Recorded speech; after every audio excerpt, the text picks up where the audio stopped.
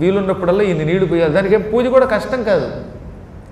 అసలు శివలింగాన్ని మనతో పట్టుకెళ్ళిపోతే అదేదో దానికి ఇంత నైవేద్యం పెట్టాలట, పూజ చేయకపోతే శివుడు కొడతాట అనేది ఉట్టి అబద్ధం. చుక్క నీరు పోయి ఏమీ లేకపోతే చేత్తో నిమిరి ఇంత విభూతి పాము అదే అర్చన అన్నాడు. రైల్లో మనతో పాటు మన లింగాన్ని పట్టుకెడుతున్నాం.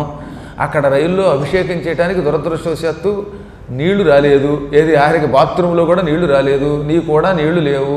అప్పుడేం చేయాలి? ఆ బాక్సులో మనతో పాటు ఇంత విభూతి పట్టుకెళ్ళి ఆ విభూతి పైన పూస్తే అది షోడశోపచారాలు చేసిన ఫలితం ఇస్తుంది, నైవేద్యం కూడా పెట్టిన ఫలితం ఇస్తుంది. కాబట్టి కూడా పట్టుకెళ్ళమన్నాడు. ఇలా నిత్యం రసలింగం పూజిస్తే అనుకున్న సంకల్పం నెరవేరుతుంది. మాకు పదవి కావాలి అనుకున్న వాళ్ళు ఏమండో మేమేదో పార్టీలో చేరాం, ఎమ్మెల్యేగానో ఎంపీగానో నెగ్గాలి, లేక ఇంకేదో మినిస్టర్ పదవి కావాలనుకున్న వాళ్ళు శ్రద్ధతో బాణలింగాన్ని, నర్మదా బాణం అని ఉంటుంది, చిన్న చిన్న లింగాలు బాణలింగాలు ఇప్పటికీ దొరుకుతాయి. ఓ బాణలింగాన్ని పూజించండి. అలా కొంతకాలం బాణలింగం పూజిస్తే అనుకున్న పదవులు పొందుతారు. ఇంకా వ్యాపారంలో మంచి అభివృద్ధి పొందాలి, అంతకంతగా అభివృద్ధి పొందాలనుకున్న వాళ్ళకి ఏం చేయాలి?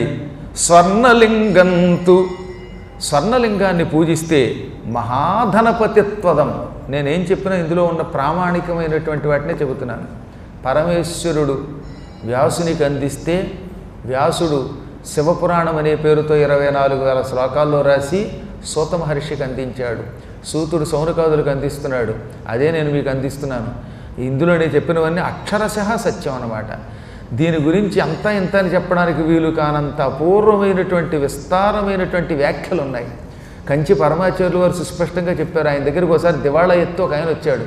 ఎంత కష్టపడినా రూపాయి సంపాదన లేకుండా వ్యాపారం అంతా పోయి వస్తే 40 రోజుల పాటు బంగారంతో తయారు చేసిన లింగాన్ని పూజించన్నాడు. అది కూడా పోయిందండి. నా దగ్గర బంగారం లేదు, లింగం లేదంటే స్వామీజీ వారే, పరమాచార్యులు వారే ఒక బంగారు లింగం ఇచ్చారు. ఈ లింగం పట్టుకెళ్ళి పూజించి పూజ అయిపోయాక నాకు పట్టుకొచ్చి ఇచ్చి అన్నారు. ఆయన కొన్ని సమయాలలో కొంటి పనులు కూడా చేస్తారు. నిజంగా 40 రోజులు పూజ చేశాక వస్త్ర వ్యాపారం అపూర్వంగా అభివృద్ధి చెందింది. చూడండి, ఆయన చరిత్ర చూడండి ఒకసారి.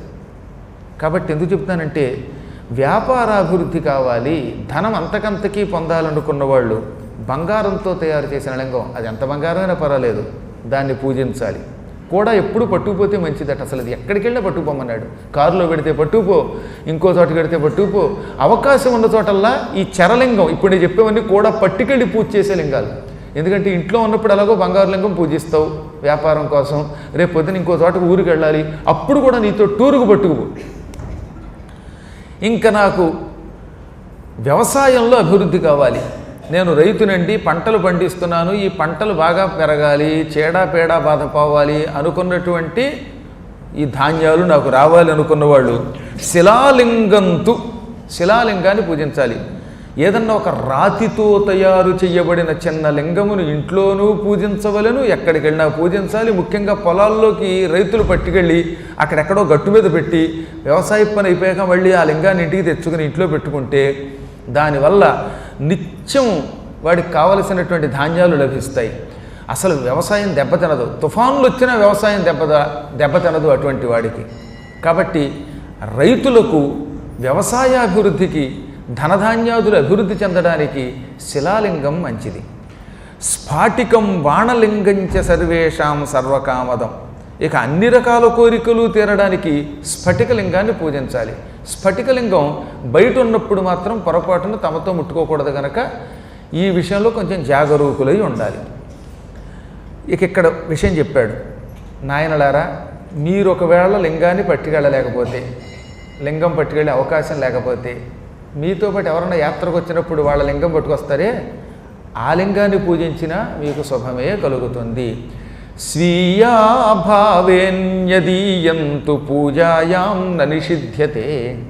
తమతో లింగములు తెచ్చుకోలేని వాళ్ళు ఎవరైనా తమతో లింగములు తెచ్చుకుంటూ ఉంటే, తమ పక్కన కూర్చొని పూజ చేస్తూ ఉంటే, అయ్యా ఆ లింగం మీద నేను కూడా ఇన్ని నీళ్లు పోస్తాను, నేను కూడా పత్రి వేస్తాను అని అడిగి దాని మీద ఎంత వేస్తే అది కూడా ఫలితమే ఇస్తుంది. ఇక భర్త కలిగినటువంటి స్త్రీలకైతే మట్టితో చేసిన లింగం ప్రశస్తమట. పుణ్యస్త్రీలు, సౌభాగ్యవతులు, భర్తతో కలిసి జీవిస్తున్నటువంటి స్త్రీలు నిత్యం పార్థివలింగాన్ని పూజిస్తే ఎప్పుడూ భర్త వల్ల శుభాలు కలుగుతాయి, వైధవ్యం రాదు.